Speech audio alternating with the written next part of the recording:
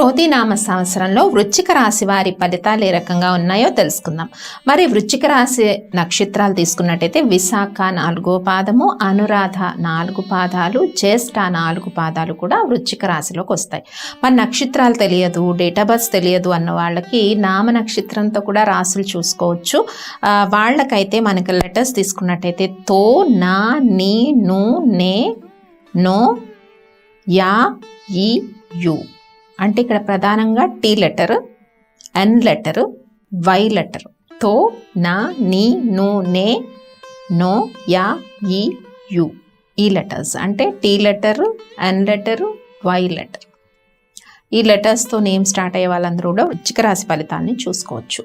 మరి క్రోధినామ సంవత్సరంలో వృశ్చిక రాశి వారికి ఆదాయం 8, వ్యయం 14, రాజ్యపూజ్యం 4, అవమానం 5. మరి వృశ్చిక రాశి వారికి ఒక రకంగా ఈ క్రోధినామ సంవత్సరం అనుకూల ఫలితాలను ఇచ్చే దిశగా ప్రయాణం చేస్తుందని చెప్పుకోవచ్చు. ముఖ్యంగా ఏప్రిల్ మాసంలో కొద్దిగా అధిక ఖర్చులు, అంటే ఈ క్రోధినామ సంవత్సరంలో మీకు ఏప్రిల్ మాసంలో కొద్దిగా అధిక ఖర్చులు, రావాల్సిన ధనం సమయానికి రాకపోవడం ఇవన్నీ ఉన్నా కూడా మే మాసం నుంచి జూన్ మాసాలు 2 కూడా అనుకూలమైన పరిస్థితులు ఉన్నాయి. ఏ విషయాల్లో స్థిరాస్తి ఏమన్నా కొనుక్కోవాలనుకున్న, వివాహ సంబంధాలు నిశ్చయం అంటే అవ్వకుండా అలా పెండింగ్లో ఉండిపోయే వాళ్ళకి, వివాహం కాని యువతి యువకులకు, లేదా మీ సంతానం వివాహం కానీ ఈ జూన్ మాసాలు 2 కూడా మీకు అనుకూలంగా ఉన్నాయని మనం చెప్పుకోవచ్చు. అయితే సంతాన విషయాల్లో కొన్ని జాగ్రత్తలు తీసుకోవాలి. వాళ్ళ ప్రైమరీ ఎడ్యుకేషన్ కానీ, ఉన్నత విద్య, ఏదైనా హయ్యర్ ఎడ్యుకేషన్, ఇవన్నిటి పట్ల కొంత వృశ్చిక రాశి వారు ఈ క్రోధినామ సంవత్సరంలో కొద్ది కాన్సన్ట్రేషన్గా ఉండాలి. ఇక ఈ క్రోధినామ సంవత్సరంలో శత్రుల పైన విజయం సాధించే అవకాశం ఉంది.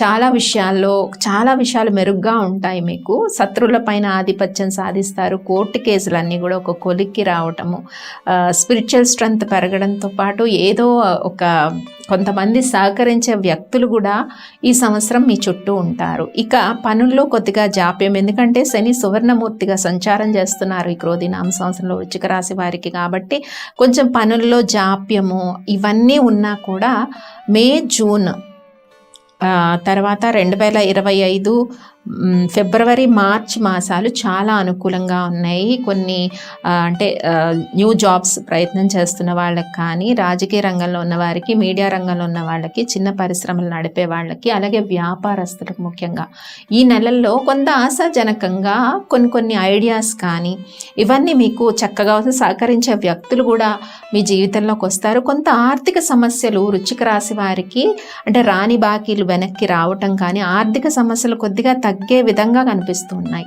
అలాగే కోర్టు సమస్యలు కూడా ఒక కొలిక్కి వస్తాయని చెప్పుకున్నాము. శత్రుబాధ తగ్గుతుంది ఈ క్రోధినామ సంవత్సరంలో వృశ్చిక రాశి వారికి.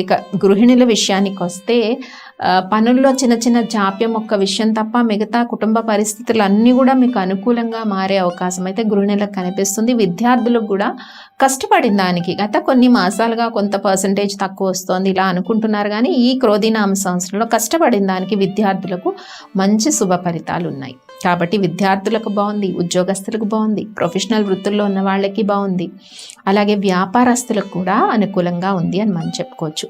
ముఖ్యంగా ఏంటి అంటే 2 నెలలు మే అండ్ జూన్ మాసాలు అనుకూలంగా ఉన్నాయి.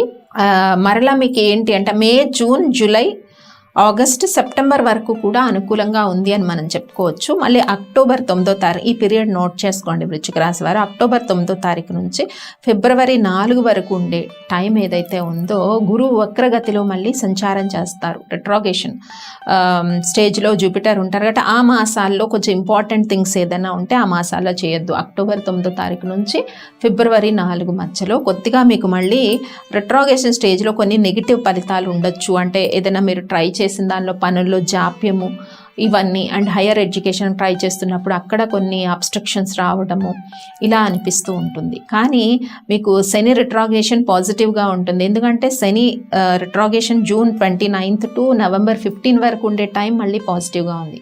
ఓవరాల్గా చూస్తే అంటే సాటర్న్ రిట్రాగేషన్ అనేది ఫేవరబుల్గా ఉంది కాబట్టి వృశ్చిక రాశి వారికి ఓవరాల్గా చూస్తే ఇటు గృహిణులకు కానీ, అటు ఉద్యోగస్తులు కానీ, వ్యాపారస్తులకు, విద్యార్థులకు, రైతులకు వీళ్ళందరికీ కూడా అనుకూలంగా ఉంది. ముఖ్యంగా కళాకారులకు కానీ అందరికీ అనుకూలంగా ఉంది. హెల్త్ కండిషన్స్ కూడా, అంటే హెల్త్ అన్నది అనారోగ్యం అనేది ఎక్కువగా కనిపించట్లేదు.